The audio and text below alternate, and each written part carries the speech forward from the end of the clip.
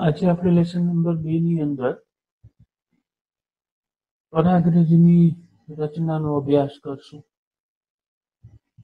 તમે માર્ચ 2020 નું પેપર જોશો તો એમાં 2 માર્ક્સની અંદર આ પ્રશ્ન પૂછાયેલો છે કે પરાગરજની રચના સમજાવો. તો પરાગરજ છે એ સામાન્ય રીતે ગોળાકાર હોય. એ 25 થી 50 માઇક્રોમીટરનો વ્યાસ ધરાવે.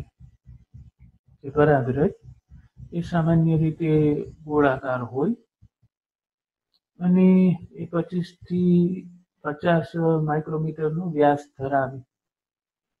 પરાગરજ છે એ બેવડી દિવાલ ધરાવે, 2 દિવાલ ધરાવે. એની બહારની દિવાલ છે એને બાહ્યાવરણ તરીકે ઓળખવામાં આવે. આ બાહ્યાવરણ છે એ સ્પોરોપોલિનિન નામના કાર્બનિક દ્રવ્યથી બનેલું છે. કે પરાગરજ બેવડી દિવાલ ધરાવે, એની બહારની દિવાલ છે એ મજબૂત હોય, સખત હોય, કેમ કે એ સ્પોરોપોલિનિન નામના એક ખૂબ જ પ્રતિરોધક કાર્બનિક દ્રવ્યથી બનેલ હોય. એટલે એ તાપમાન સામે પ્રતિરોધ આપે. એસિડ સામે, જલદ એસિડ સામે, જલદ બેઝ સામે પણ એ પ્રતિરોધ આપે અને ઉત્સેચકોની સામે પણ એ પ્રતિરોધ આપે.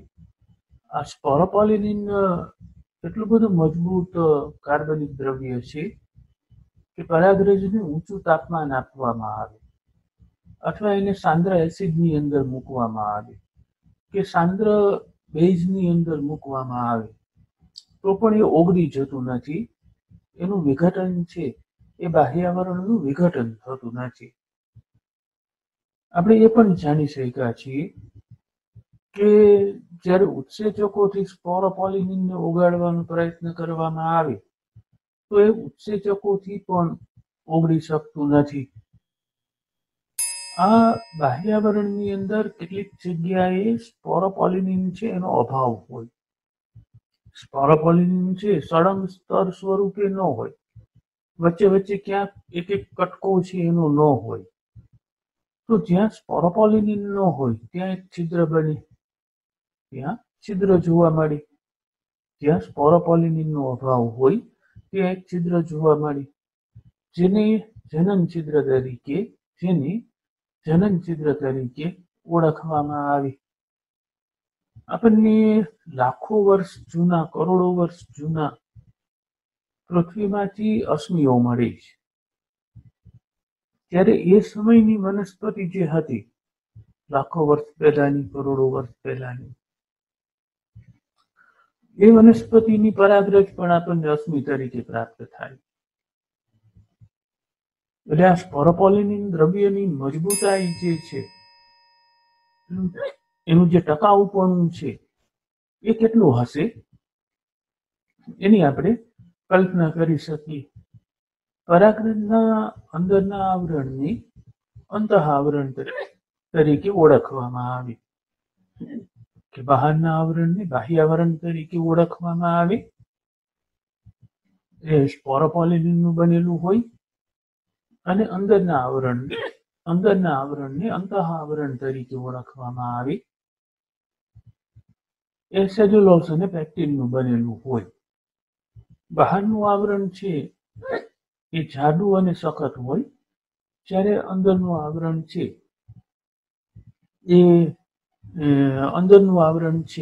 એ પાતળું હોય. પરાગરજની અંદર કોષરસ જોવા મળે અને આ કોષરસ છે એ કોષરસ સ્તરથી ઘેરાયેલો હોય. જ્યારે પરાગરજ છે એ પરિપક્વ બને ત્યારે પરાગરજનું વિભાજન થાય. અને પરાગરજ જે એક કોષીય છે એમાંથી એ 2 કોષીય બને, દ્વિકોષીય બને. પણ બંને કોષો કદની દ્રષ્ટિએ અસમાન હોય. એક કોષ છે કદની અંદર મોટો હોય અને બીજો કોષ છે એ કદની અંદર નાનો હોય. કદની અંદર જે મોટો કોષ છે એને વાનસ્પતિક કોષ તરીકે ઓળખવામાં આવે અને કદની અંદર જે નાનો કોષ છે એને જનન કોષ તરીકે ઓળખવામાં આવે. તમે બાજુની આકૃતિમાં પણ જોઈ શકો છો કે એક કોષીય પરાગરજનું વિભાજન થયું, કોષ વિભાજન થયું, એને પરિણામે બે અસમાન કોષો બન્યા. ઉપરનો કોષ છે એ મોટો બન્યો અને નીચેનો કોષ છે એ નાનો બન્યો. ઉપરનો જે મોટો કોષ છે એને વાનસ્પતિક કોષ તરીકે ઓળખવામાં આવે અને નીચેનો જે નાનો કોષ છે એને જનન કોષ તરીકે ઓળખવામાં આવે. વાનસ્પતિક કોષની અંદર પુષ્કળ પ્રમાણમાં ખોરાકનો સંગ્રહ થયેલો હોય અને વાનસ્પતિક કોષ છે એ મોટું અને અનિયમિત આકારનું કોષ કેન્દ્ર ધરાવે. જ્યારે જનન કોષ છે એ ઘટ કોષરસ અને કોષ કેન્દ્ર ધરાવતો ત્રાક-આકારનો કોષ છે. જનન કોષ છે એ ઘટ કોષરસ અને કોષ કેન્દ્ર ધરાવતો ત્રાક-આકારનો કોષ છે. 60% કરતા વધારે આવૃત બીજધારી વનસ્પતિઓની અંદર પરાગરજ છે એ દ્વિકોષીય અવસ્થાએ મુક્ત થાય. પરાગાશયમાંથી બહાર નીકળે ત્યારે એ દ્વિકોષીય અવસ્થા છે એ ધરાવતી હોય. પણ બાકીની જે 40% આવૃત બીજધારી વનસ્પતિઓ છે એની અંદર પરાગરજ છે એ ત્રિકોષીય અવસ્થાએ મુક્ત થાય. એટલે કે જનનકોષ છે એમાં જનનકોષનું પણ વિભાજન થઈ જાય અને જનનકોષ વિભાજન પામી બે નરજન્યુ સર્જે છે. જનનકોષ વિભાજન પામી અને બે નરજન્યુ સર્જે છે. જો અહીંયા હવે લાઈટ થવી જરૂરી છે કે પરાગરજ છે એને આપણે લઘુ બીજાણુ કહીએ છીએ. પરાગરજ છે એને આપણે નર બીજાણુ તરીકે ઓળખીએ છીએ.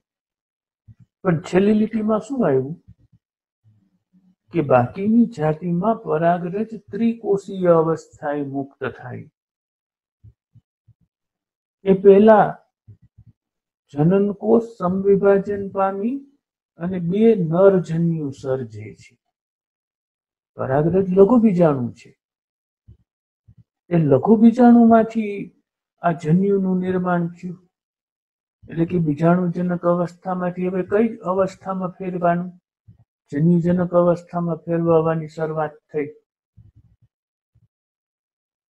મેં તમને પહેલા લેક્ચરની અંદર જ વાત કરી હતી કે તમે ધ્યાન રાખજો, બીજાણુ શબ્દ સતત હાયલો આવતો હશે ને અચાનક જન્યુ શબ્દ છે એ આવી જશે અને જેવો જન્યુ શબ્દ આવશે એટલે તરત બીજાણુજનક અવસ્થા છે એ શેમાં ફેરવાઈ જશે?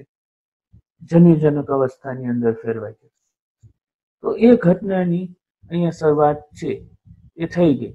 એ ઘટનાનો ઈશારો છે એ અહીંયા આવી ગયો કે આપણે પરાગરજની રચનાની વાત કરીએ છીએ કે પરાગરજ છે એ સામાન્ય રીતે ગોળ હોય, 25 થી 50 માઇક્રોમીટરનો એ વ્યાસ ધરાવતી હોય. એની અંદર બેવડી દિવાલ જોવા મળે. એની બહારની દિવાલ એ મજબૂત અને જાડી હોય અને સ્પોરોપોલિનિન નામના પ્રતિરોધક કાર્બનિક દ્રવ્યથી બનેલી હોય, જેના ઉપર સાંદ્ર એસિડ, સાંદ્ર બેઝ કે ઊંચા તાપમાનની અસર થતી નથી કે ઉત્સેચકોની પણ અસર થતી નથી. આ સ્પોરોપોલિનિન છે એ સળંગ આવરણ સ્વરૂપે ન હોય, વચ્ચે વચ્ચે છિદ્ર હોય, સ્પોરોપોલિનિનની ગેરહાજરી હોય. એટલે ત્યાં જે સ્પષ્ટ છિદ્ર જોવા મળી એને જનન છિદ્ર તરીકે ઓળખવામાં આવે. સ્પોરોપોલિનિન એટલું મજબૂત દ્રવ્ય છે કે લાખો કરોડો વર્ષ જૂના અશ્મિઓમાં પણ જ્યારે આપણને મળે છે ત્યારે પણ અશ્મિ સ્વરૂપે પરાગરજ આપણને મળી રહે છે. એના ઉપરથી આપણને ખ્યાલ આવે કે સ્પોરોપોલેનિન કેટલું મજબૂત દ્રવ્ય હશે કે લાખો અને કરોડો વર્ષો પછી પણ એનું વિઘટન છે એ થઈ નથી શકતું. તો બહારનું આવરણ બાહ્ય આવરણ કહેવાય અને સ્પોરોપોલિનથી બનેલું હોય. અંદરનું આવરણ છે એને અંતઃઆવરણ તરીકે ઓળખવામાં આવે. એ સેલ્યુલોઝ અને પેક્ટિનથી બનેલું હોય. પરાગરજની અંદર કોષરસ હોય. એ કોષરસની ફરતે કોષરસ સ્તર છે એ પણ જોવા મળે. જ્યારે પરાગરજ પરિપક્વ થાય ત્યારે એનું કોષ વિભાજન થાય એટલે બે કોષો બને, પણ બે અસમાન કોષો બને. એક કોષ છે એ કદની અંદર મોટો બને અને બીજો કોષ છે કદની અંદર નાનો બને. કદમાં જે કોષ મોટો બને એને વાનસ્પતિક કોષ તરીકે ઓળખવામાં આવે અને જે કદમાં જે કોષ નાનો બને એને જનન કોષ તરીકે ઓળખવામાં આવે. વાનસ્પતિક કોષમાં પુષ્કળ પ્રમાણમાં ખોરાકનો સંગ્રહ થયેલો હોય અને એ મોટું અને અનિયમિત આકારનું કોષ કેન્દ્ર છે એ કોષ કેન્દ્ર ધરાવતું હોય. જ્યારે જનન કોષ છે એ ઘટ કોષરસ અને કોષ કેન્દ્ર ધરાવે અને એ ત્રાક જેવો આકાર છે એ ધરાવતું હોય. 60% વધારે આવૃત બીજધારી વનસ્પતિઓમાં આ વાનસ્પતિક કોષ અને જનન કોષ ધરાવતી દ્વિકોષીય પરાગરજ છે એ પરાગાશયનું સ્ફોટન થાય ત્યારે મુક્ત થઈ જતી હોય છે. પણ બાકીની જે આવૃત બીજધારી વનસ્પતિઓની જાતિઓ છે એમાં પરાગરજ છે એ ત્રિકોષીય અવસ્થાએ મુક્ત થાય. એટલે કે મુક્ત થાય એ પહેલા જનન કોષ છે એ સમવિભાજન પામી અને બે નરજન્યુઓ કે પુંજન્યુઓ સર્જે છે. એટલે કે બાકીની 40%માં બીજાણુજનક અવસ્થામાંથી જન્યુજનક અવસ્થાની શરૂઆત થઈ ગઈ. આગળ આપણે જોઈએ તો પરાગરજની એલર્જી અને પરાગરજ પોષક તત્વોથી સમૃદ્ધ છે એની ગોળીને એના સિરપ ને એ બધું મળે છે. એ તમે જરા તમારી રીતે જોઈ લેજો. આપણી પાસે સમયની મર્યાદા છે એટલે આપણે મુખ્ય વાત ઉપર જઈએ છીએ કે મહાબીજાણુધાની એટલે કે સ્ત્રીકેસર ચક્ર છે. આપણે પુંકેસર ચક્રનો અભ્યાસ પૂરો કર્યો. પુષ્પનું જે નરજનન ચક્ર છે પુંકેસર ચક્ર, એ પુંકેસર ચક્રનો અભ્યાસ આપણે પૂરો કર્યો. હવે આપણે સ્ત્રીકેસર ચક્ર છે એ સ્ત્રીકેસર ચક્રના અભ્યાસની શરૂઆત કરીએ. તો સ્ત્રીકેસર ચક્ર માટે એક નવો શબ્દ આપ્યો છે જેને છાયાંગ તરીકે ઓળખવામાં આવે. છાયાંગ એટલે સ્ત્રીકેસર ચક્ર. એ સ્ત્રીકેસર ચક્ર એ પુષ્પનું માદા પ્રજનન ચક્ર છે. સ્ત્રીકેસર ચક્ર એ પુષ્પનું માદા પ્રજનન અંગ છે કે માદા પ્રજનન ચક્ર છે. કેટલાક પુષ્પની અંદર એક જ સ્ત્રીકેસર જોવા મળે તો એ પુષ્પને એક સ્ત્રીકેસરીય કહેવાય. તો કેટલાક પુષ્પની અંદર ઘણા બધા સ્ત્રીકેસરો જોવા મળે તો એને બહુ સ્ત્રીકેસરીય તરીકે ઓળખવામાં આવે. આ સ્ત્રીકેસરો એકબીજા સાથે જોડાયેલા હોય તો એને યુક્ત સ્ત્રીકેસરી તરીકે ઓળખવામાં આવે અને એકબીજા સાથે જોડાયેલા ન હોય એ મુક્ત હોય સ્વતંત્ર હોય તો એને મુક્ત સ્ત્રીકેસરી તરીકે ઓળખવામાં આવે. કોઈ પણ સ્ત્રીકેસરને આપણે લઈએ તો એ સ્ત્રીકેસરની રચના આપણે સમજીએ. એ સ્ત્રીકેસરની રચના છે એ રચનાનો આપણે અભ્યાસ કરીએ તો સ્ત્રીકેસરની રચનામાં આપણને 3 ભાગ જોવા મળે. અહીંયા પહેલી આકૃતિ છે આપણે જોશું તો સૌથી ઉપરની એની ટોચનો ભાગ છે. સૌથી ઉપરનો એનો ટોચનો ભાગ છે આ જે ટોચનો ભાગ છે એને પરાગાસન તરીકે ઓળખવામાં આવે. સ્ત્રીકેસરમાં પરાગાસન, પરાગવાહિની અને બીજાશય એવા 3 ભાગ જોવા મળે. એના ટોચના ભાગને પરાગાસન તરીકે ઓળખવામાં આવે અને એનો તળિયાનો ભાગ છે એ તળિયાના ભાગને અંડાશય તરીકે અથવા બીજાશય તરીકે ઓળખવામાં આવે. આ પરાગાસન અને બીજાશયને જોડતી જે નલિકા છે એને પરાગવાહિની તરીકે ઓળખવામાં આવે. કે પરાગાસન એ ટોચનો ભાગ છે અને બીજાશય એ સ્ત્રીકેસરનો તળિયાનો ભાગ છે.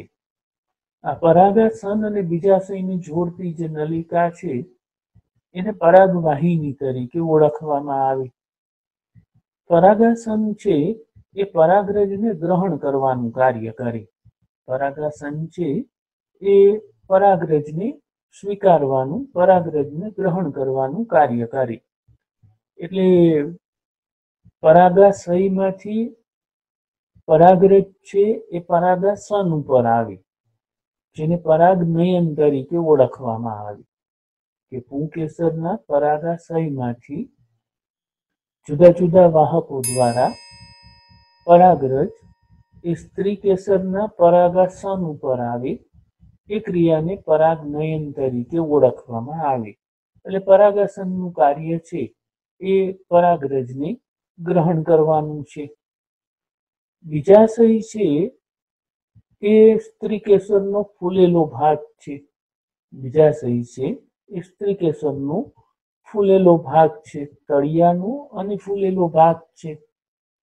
એ બીજાશયની અંદર જરાયુ રહેલા હોય અને જરાયુ ઉપર અંડક છે અને જરાયુ ઉપર અંડક છે એ અંડક ચોટેલા હોય. આ અંડકને મહાબીજાણુ ધાની તરીકે ઓળખવામાં આવે. અંડકની અંદર મહાબીજાણુ ઉત્પન્ન થાય. અંડકની અંદર મહાબીજાણુ ઉત્પન્ન થાય એટલે એને મહાબીજાણુ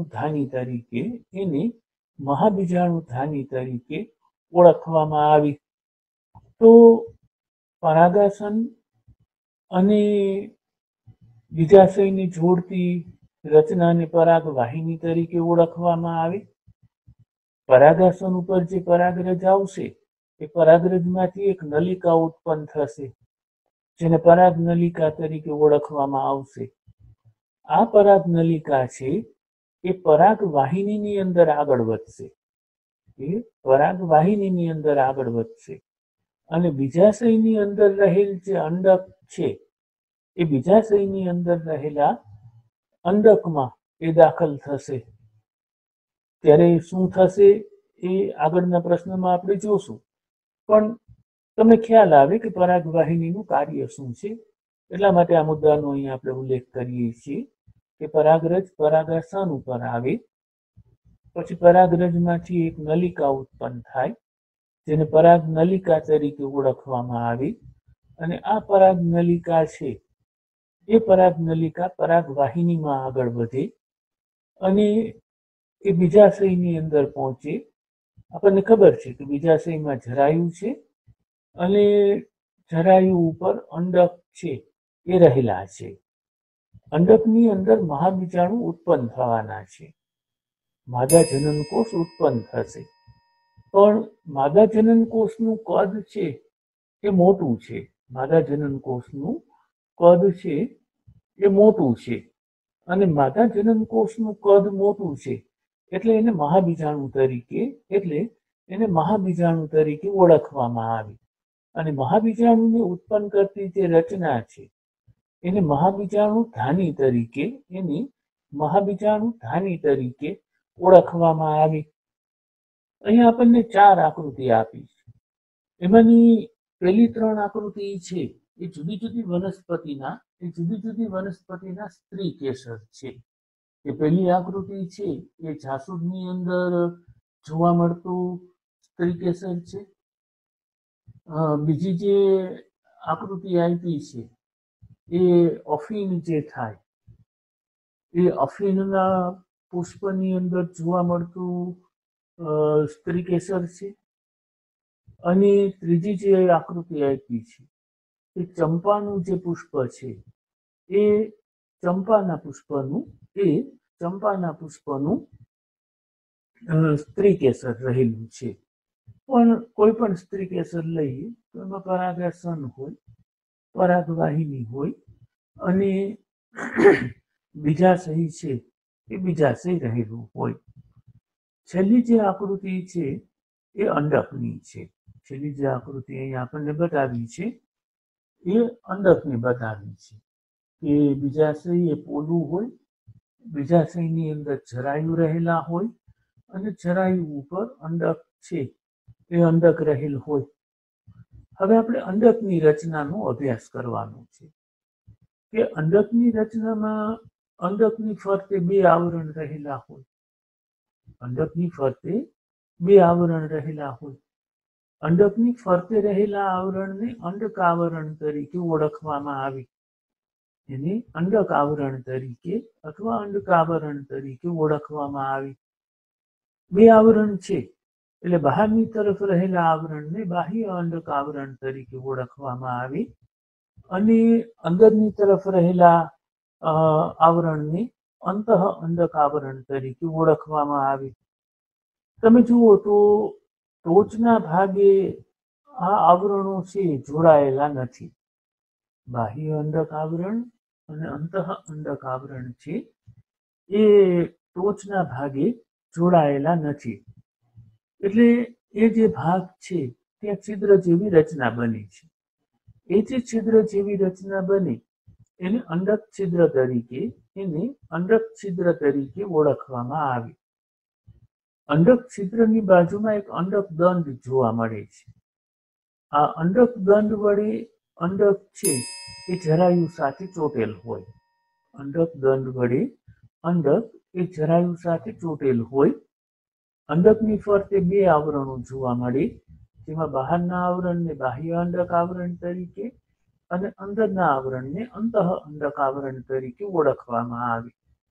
પણ ટોચના ભાગે બંને અંડક આવરણ છે એ પરસ્પર જોડાતા નથી અને એક છિદ્રની રચના કરે, જેને અંડક છિદ્ર તરીકે ઓળખવામાં આવે.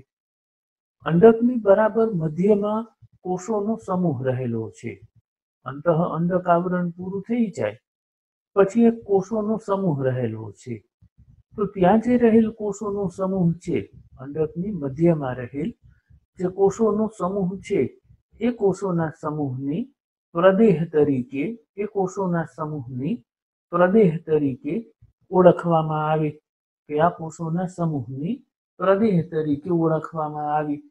તો આપણે સ્ત્રીકેસર ચક્રની રચના લીધી. સ્ત્રીકેસર ચક્રમાં આપણે બીજાશયની રચના લીધી. તો બીજાશયમાં આપણને જોવા મળ્યું કે જરાયુ અને અંડક રહેલા છે. તો પછી આપણે અંડકની રચના છે એ અંડકની રચનાનો આપણે અભ્યાસ કર્યો.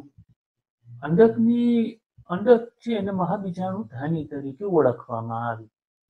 શરૂઆતમાં આપણે વાત કરી કે પરાગરજ છે એ લઘુ બીજાણુ છે, કેમ કે કદની અંદર નાનું છે.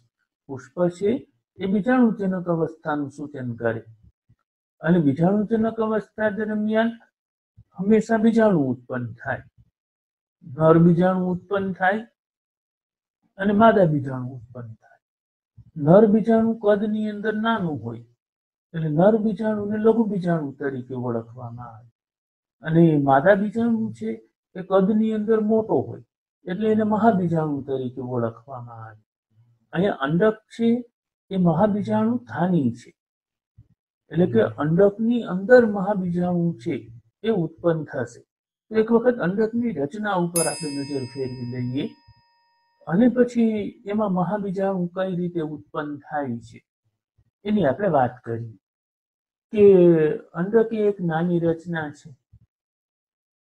અંડક એક દંડ વડે જરાયુ સાથે જોડાયેલ હોય, જેને અંડક દંડ તરીકે ઓળખવામાં આવે. અંડકનો દેહ જે ભાગ વડે અંડક નાળ સાથે જોડાય એને બીજ કેન્દ્ર તરીકે ઓળખવામાં આવી. જ્યારે આપણે બીજની રચના જોશું ત્યારે એના વિશે ડિટેલમાં આપણે અભ્યાસ કરશું કે બીજ કેન્દ્ર, હિલિયમ છે શું છે. પણ અત્યારે આપણે એટલી વાત કરીએ કે અંડકનો દેહ જે ભાગ વડે અંડક નાલ સાથે જોડાયેલ હોય એને બીજ કેન્દ્ર કહેવાય. એટલે કે બીજ કેન્દ્ર છે એ અંડક અને અંડક નાલ વચ્ચેનું સંગમ સ્થાન છે, મિલન સ્થાન છે. દરેક અંડક એક કે બે રક્ષણાત્મક આવરણો ધરાવે, જેને અંડક આવરણ તરીકે ઓળખવામાં આવે. આ અંડક આવરણો છે એના મધ્ય ભાગને, જેને પ્રદેહ તરીકે ઓળખવામાં આવે, એ પ્રદેહને આવરિત કરે. અંડકના ટોચના ભાગે એક નાનું છિદ્ર રહેલું હોય, જેને અંડક છિદ્ર તરીકે ઓળખવામાં આવે. કેમ કે આવરણો છે એ ત્યાં જોડાતા નથી, ભેગા નથી થતા, એટલે ત્યાં એક છિદ્ર બની એને અંડક છિદ્ર તરીકે ઓળખવામાં આવે. અને અંડકની સામેના છેડાનો જે ભાગ છે એને અંડક તલ તરીકે ઓળખવામાં આવે. તલ એટલે તળિયું, કે અંડકના તળિયાના ભાગ તરીકે ઓળખવામાં આવે.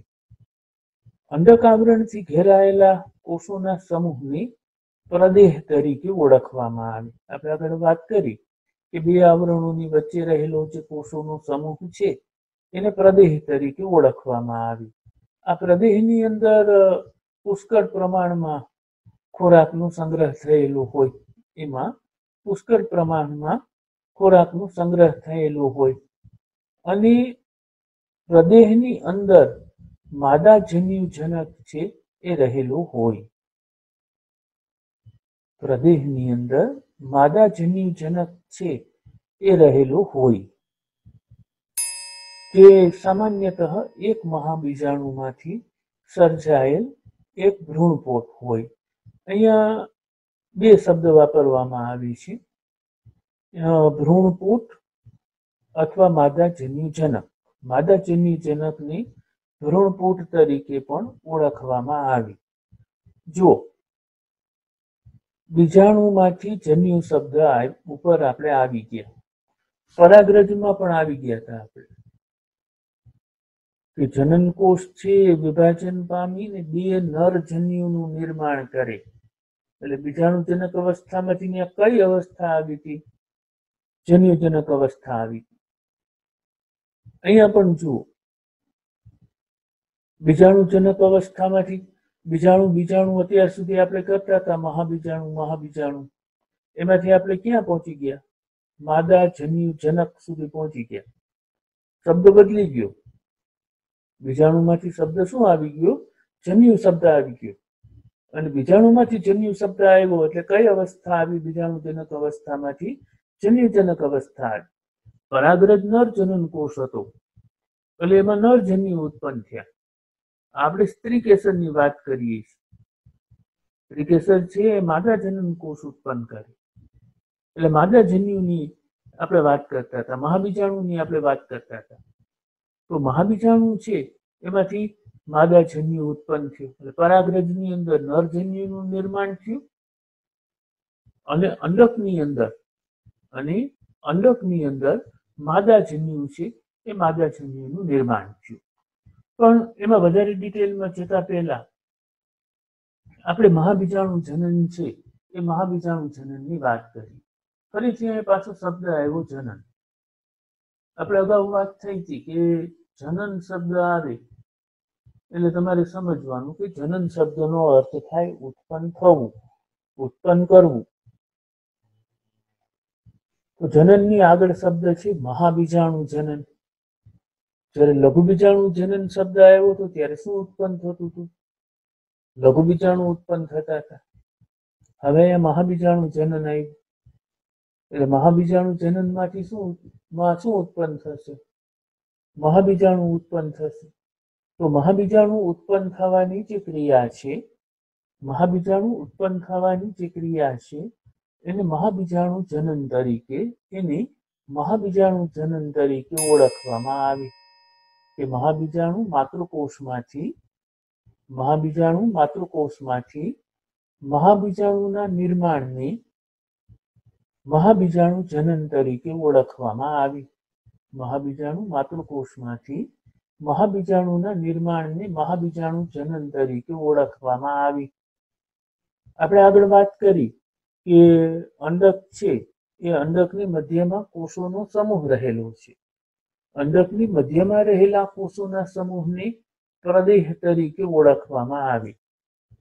તો આ પ્રદેહનો અંડ છિદ્ર તરફનો જે પ્રદેશ છે, પ્રદેહની અંદર અનેક કોષો રહેલા છે, પણ એમાંનો અંડ છિદ્ર તરફનો જે પ્રદેશ છે, એ પ્રદેશમાંથી કોઈ એક કોષ છે, એ પ્રદેહમાંથી કોઈ એક કોષ છે એ મહાબીજાણુ માતૃકોષની અંદર ફેરવાય.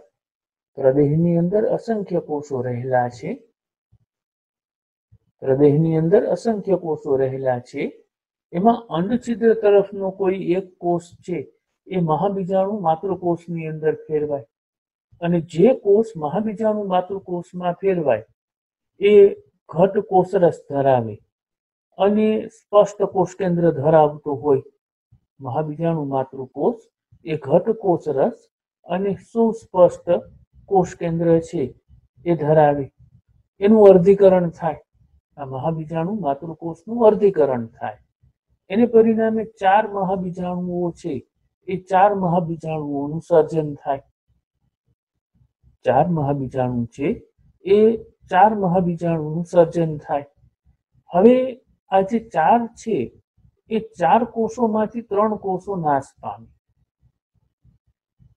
જે 4 મહાબીજાણુ બન્યા એમાંથી 3 મહાબીજાણુ છે એ નાશ પામે અને માત્ર એક જ મહાબીજાણુ છે એ સક્રિય રહે.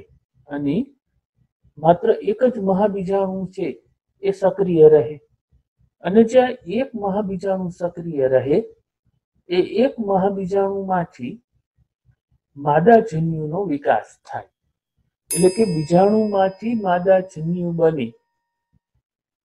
મહાબીજાણુ કે જે માદા બીજાણુ છે એ માદા બીજાણુમાંથી માદાજન્યુ બન્યું. એટલે કે બીજાણુજનક અવસ્થામાંથી જન્યુજનક અવસ્થામાં રૂપાંતર છે એની તૈયારી શરૂ થઈ ગઈ. તો આ સક્રિય મહાબીજાણુમાંથી માદાજન્યુ બને. અહીંયા શું થયું કે 4 મહાબીજાણુ બન્યા હતા, એમાંથી 3 નાશ પામ્યા અને માત્ર એક જ જીવંત રહ્યું. એટલે 3 નો નાશ થયો અને એક જ મહાબીજાણુ છે એ જીવંત રહ્યો. એટલે આ પદ્ધતિને એક બીજાણુક વિકાસ તરીકે ઓળખવામાં આવે. એટલે એને એક બીજાણુક વિકાસ તરીકે, મોનોસ્પોરિક તરીકે એને મોનોસ્પોરિક વિકાસ તરીકે એને મોનોસ્પોરિક વિકાસ તરીકે ઓળખવામાં આવે. તો મહાબીજાણુ છે એ મહાબીજાણુમાંથી માદાજન્યુનું નિર્માણ છે એ કઈ રીતે થાય?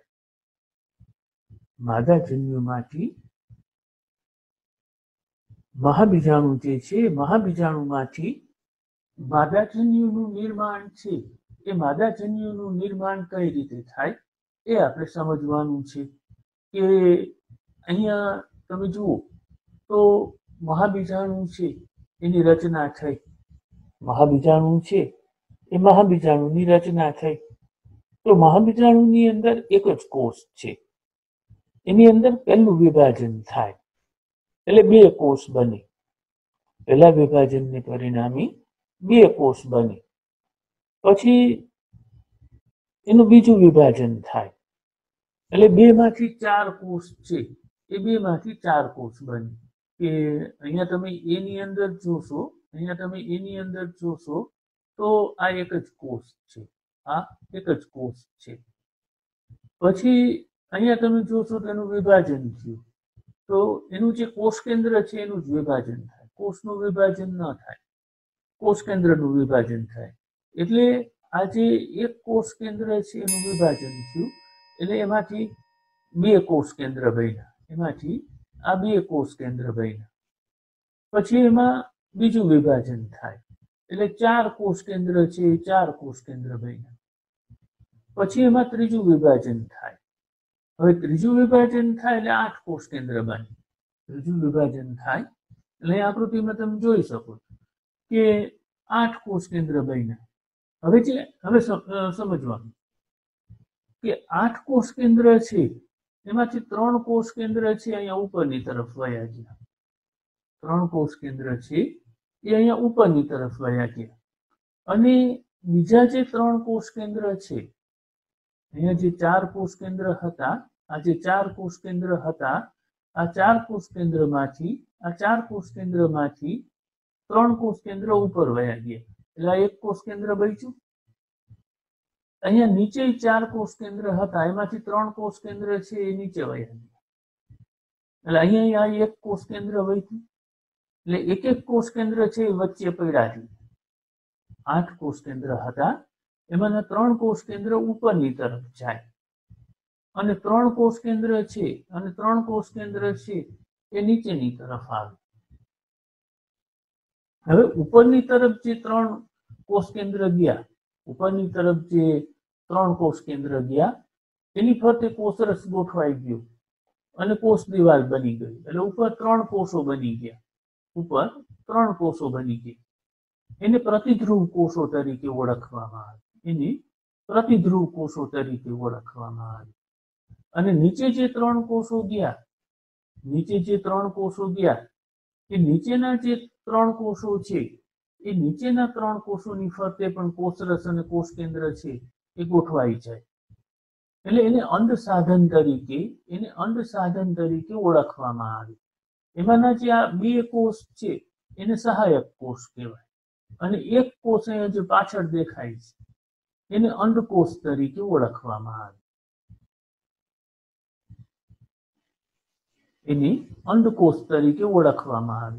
હવે આ બંને કોષ કેન્દ્ર છે એ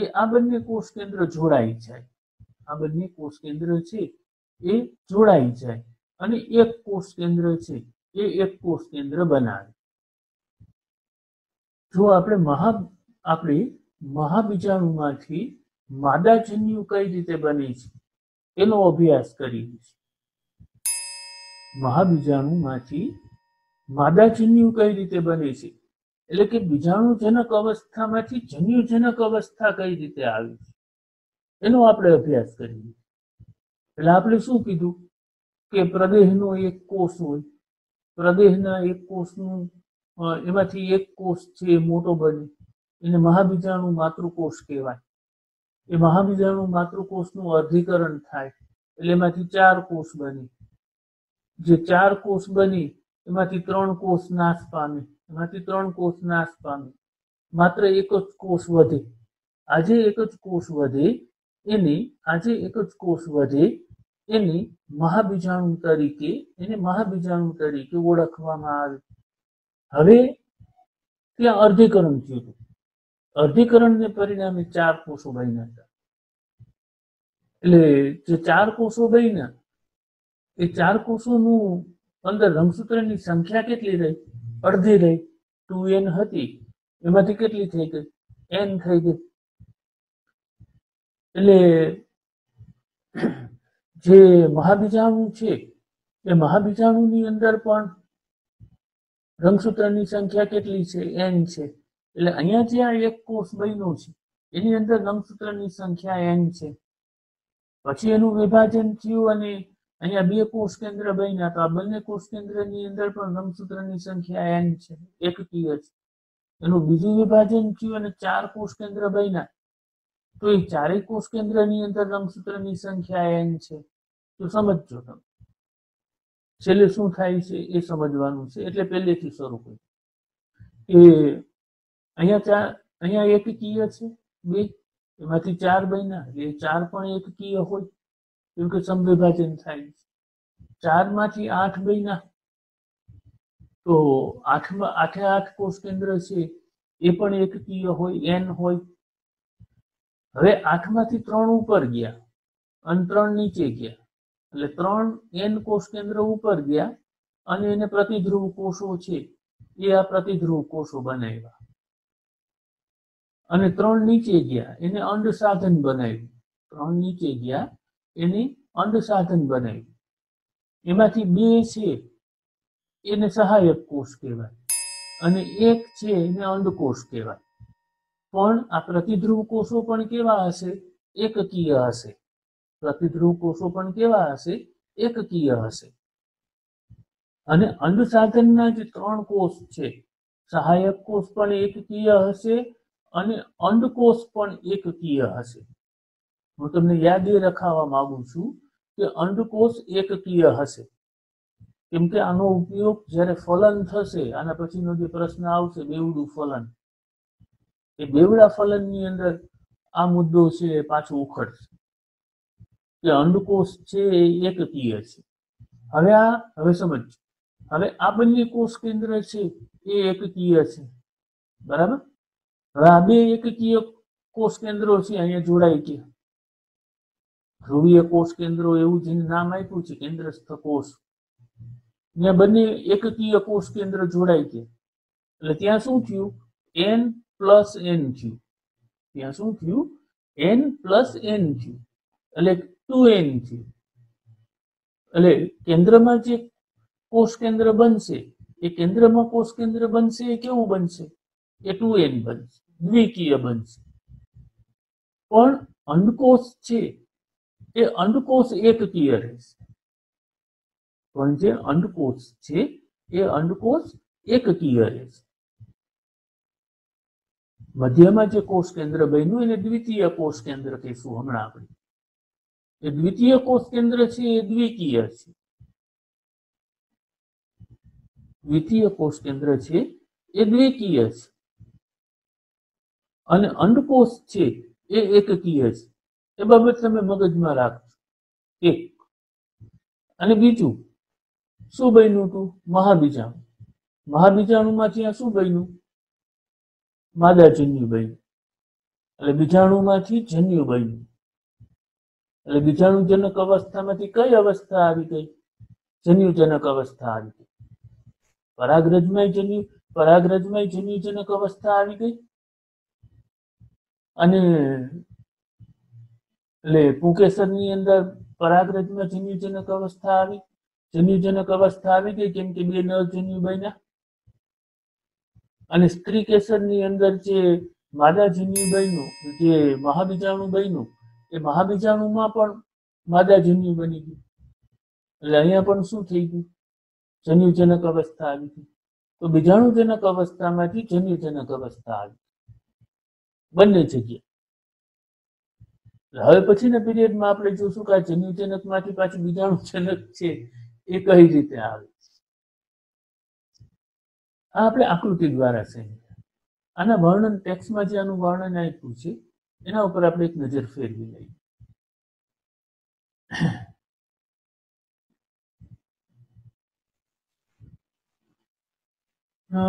આપણે ભ્રૂણપોષના નિર્માણની પ્રક્રિયા વિશે થોડો ઊંડો અભ્યાસ કરીએ. ભ્રૂણપોષ એટલે મહાબીજાણુ. ભ્રૂણપોષ એટલે માદાજન્યુ. તો માદાજન્યુનું નિર્માણ કઈ રીતે થાય એનો આપણે અભ્યાસ કરવાનો છે.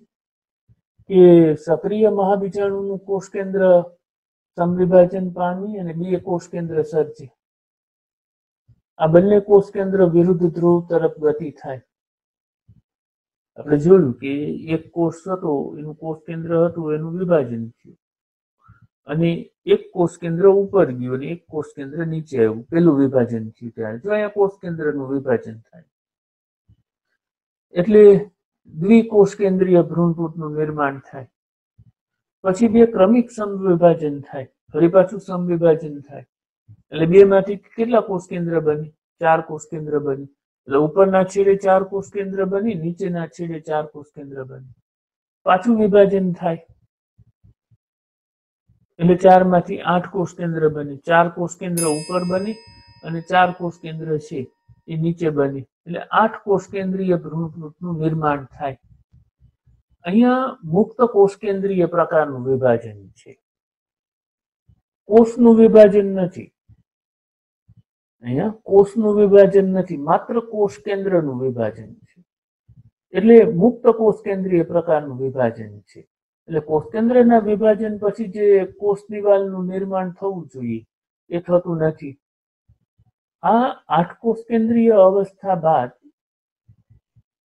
કોષ દિવાલના નિર્માણની શરૂઆત થાય એટલે માદાજન્યુ કે ભ્રૂણપૂટ છે એ સર્જાય. 8 પૈકીના 6 કોષ કેન્દ્રો છે એ કોષ દિવાલ વડે આવૃત થાય અને કોષીય સ્વરૂપ ધારણ કરે. 3 ઉપર કોષ બને અને 3 નીચે કોષ બને. એની ફરતે કોષ કેન્દ્રની ફરતે કોષ દિવાલ બની જાય. એટલે ઉપરના જે 3 કોષ છે એને પ્રતિધ્રુવ કોષો કહેવાય અને નીચેના જે 3 કોષો છે એને અંડસાધન કહેવાય. એ અંડસાધનમાં 2 કોષોને સહાયક કોષ કહેવાય અને 1 કોષ છે એને અંડકોષ તરીકે ઓળખવામાં આવે. એટલે 8 પૈકીના 6 કોષ કેન્દ્રો છે એ કોષ દિવાલ વડે આવૃત થાય અને કોષીય સ્વરૂપ ધારણ કરે. જ્યારે બાકીના જે 2 કોષ કેન્દ્રો છે જેને ધ્રુવીય કોષ કેન્દ્રો કહેવાય એ કેન્દ્રસ્થ કોષની અંદર એ અંડ પ્રસાધનની અંદર હેઠળ મોટા કેન્દ્રસ્થ કોષની અંદર ગોઠવાય. ભ્રૂણપૂટમાં કોષની લાક્ષણિક ગોઠવણી જોવા મળે. અંડ છિદ્ર તરફના 3 કોષો ભેગા મળી અને અંડ સાધનની રચના કરે.